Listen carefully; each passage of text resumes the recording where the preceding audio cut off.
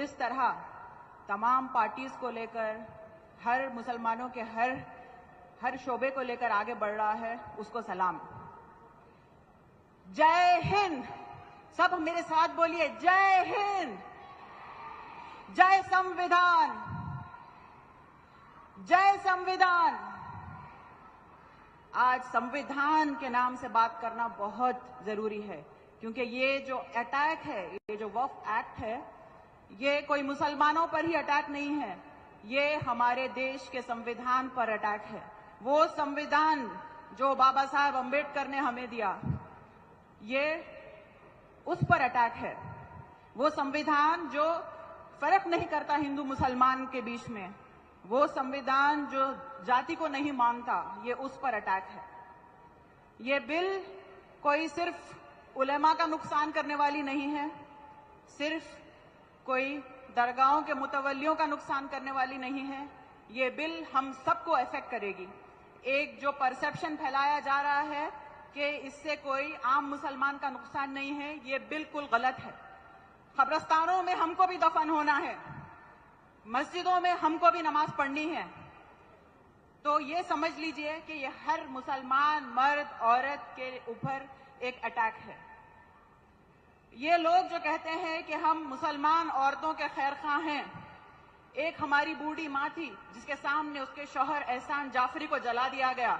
आज ज़किया जाफरी माँ भी नहीं रही हमारे बीच में, जिंदगी भर मरते दम तक लड़ते रही, तो इनको उन पर रहम नहीं आया। हमारे कौम की कई बच्चियां जैसे अभी जेल में है वहां पर मौजूद, उन पर इनको रहम नहीं आया। दिल्ली वायलेंस के नाम पर कितनी औरतों को, गुलफिशा फातिमा हैं जो 5 साल से जेल में है, इनको उस पर रहम नहीं आया।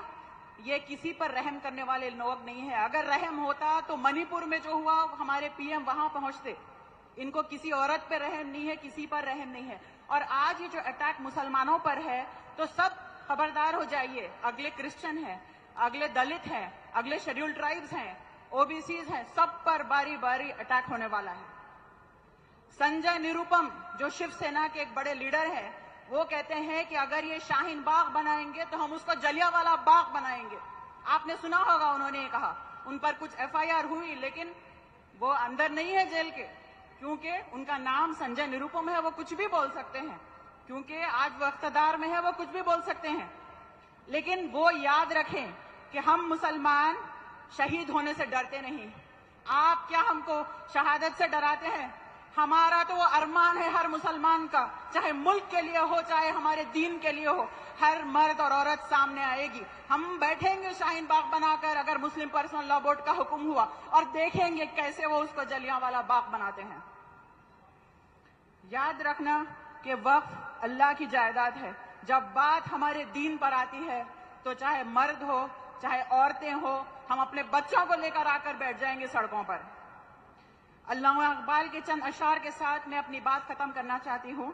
या रब दिल मुस्लिम को वो जिंदा तमन्ना दे, जो खल्ब को गरमा दे, जो रूह को तड़पा दे, फिर वादी फारा के हर जर्रे को चमका दे, फिर शौक तमाशा दे, फिर ज़ौक़ तक़ाज़ा दे। रिफ़त में मखाज़िब को हम दोष सुरैया कर, खुददारी साहिल होगा वो कहीं ना कहीं देश हित में होगा, क्योंकि ये जो वक्फ बिल का मामला है ये बहुत सेंसिटिव है। लोगों की उम्मीदों का ये फैसला आने वाला होगा, क्योंकि जितने भी हमारे मुसलमान समुदाय के लोग हैं बहुत उम्मीदों से इस पर निगाहें लगा कर रखे हैं। कपिल सिब्बल का भी कहीं ना कहीं एक परीक्षण होगा, जो तमाम सिंघवी साहब थे उन लोगों का भी होगा कि आखिर जितने भी जो है बेंच से जो उम्मीदें कर रहे थे, तुषार मेहता से जो बहस हो रही थी, वो तमाम चीज़ों पर ध्यान होगा। क्योंकि हम सब देख रहे हैं कि देश में किस तरीके से प्रदर्शन हुआ, प्रोटेस्ट हुआ, उसके बावजूद अगर इस पे सरकार के हित में अगर फैसला आएगा तो कहीं ना कहीं जो है लोगों की उम्मीदें टूट जाएंगी और सपनों पे पानी फिर जाएगा। तो इस लिहाज से फैसला सुरक्षित रख लिया गया है। सीजीआई गवाई पे लोगों की निगाहें भी वैसे भी दलित हैं, तो जब से उन्होंने पद संभाला है वैसे भी लोगों की उम्मीदें बढ़ गई हैं कि कहीं ना कहीं सरकार की जो मंशा थी, सरकार का जो मंसूबा था, वो वक्फ बिल को लेकर वो निस्तो नाबूद होगा। उनके उम्मीदों पे पानी फिरेगा, क्योंकि सरकार किसी का भला नहीं सोच सकती। ये बात तमाम देश के लोग कहते जा रहे हैं, चाहे वो संजय सिंह हो या फिर इकरा हसन हो या इमरान प्रतापगढ़ी हो, ये तमाम वो नेता जो आए दिन हर मंच से प्रेस कॉन्फ्रेंस कर रहे हैं, वीडियो डाल रहे हैं, हम फॉरवर्ड न्यूज़ के माध्यम से सुना भी रहे हैं। तो मुझे लग रहा है कि इतना आवाज़ उठने के बावजूद